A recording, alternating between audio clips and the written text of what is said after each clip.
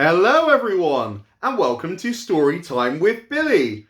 Now, some of you may know that I was really lucky to take part in the Fringe TheatreFest this afternoon, and for the special occasion, I, for the first time ever in Storytime with Billy history, have written my very own poem, which is all about how the fairy tales that we know and love are all connected in some way.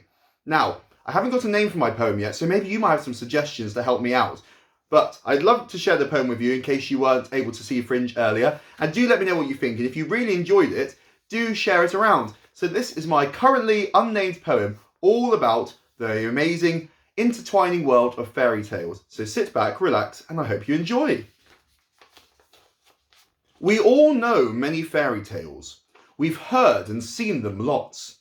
But have you ever wondered of their intertwining plots? Yes, you heard me right. All the fairy tales are linked. The characters and storylines are closer than you think.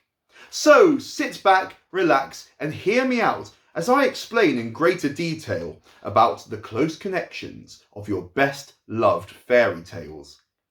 Now, there are many classic characters we could explore in greater depth, but due to our short time scale, we'll take a handful of the best.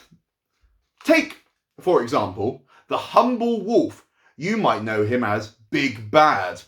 But when you come to think of it, his story is quite sad. Yes, I'll admit, he's no great saint, a predator through and through. But hunting prey, free pigs per se, is what wolves are born to do. All he wanted was a meal, and bacon took his choosing. But these free swine, they drew the line, and the wolf did end up losing. He huffed and puffed with all his might, alas, to no avail. And unfortunately, his born instinct led him to a boiling pail. So when his hammy quest did fail, he stomped into the forest, when he did spy with his big round eyes a little girl skipping through it.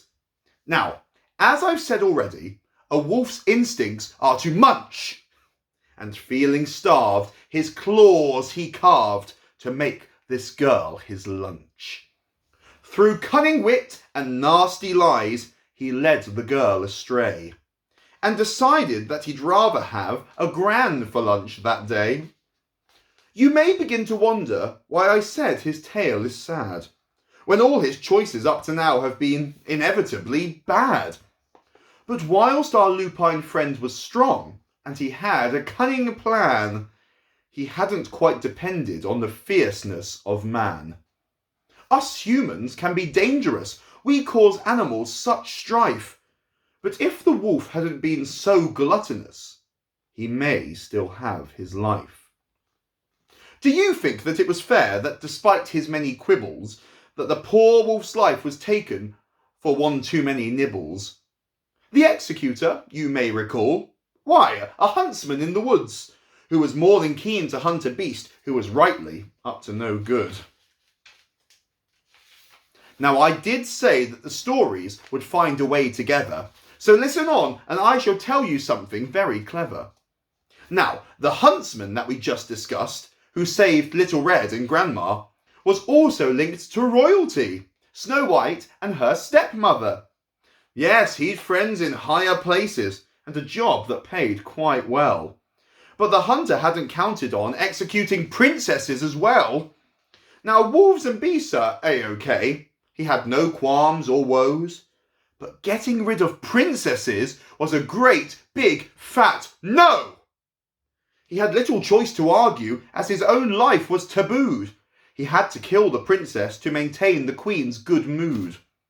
So, on his miserable mission to exterminate the lass, he made a pact to save her, though it might bite him in the ah!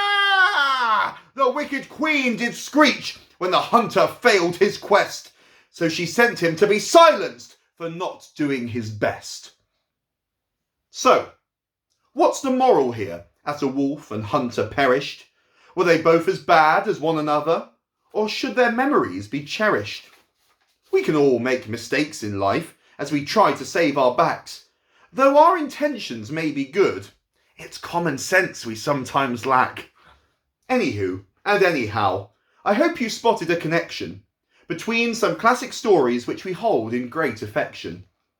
I wonder if next time when you read a rhyme or treasured fable, that you can spot a bond or tie, morality or label. Of course, you could just read a book without intent or agenda, and just enjoy the fantasy, the action, and adventure. Stories mean the world to me. They teach us lots and lots. They help us to escape a while when the world has lost the plot. They help us to appreciate the ones that we hold dear. They teach us to be brave and smart and not give in to fear. Stories can inspire us to follow hopes and dreams. They make us laugh and smile and cry through a plethora of themes. So dive right into reading. It's sure to be divine. I've been Storytime with Billy. Stay safe, keep smiling, be kind.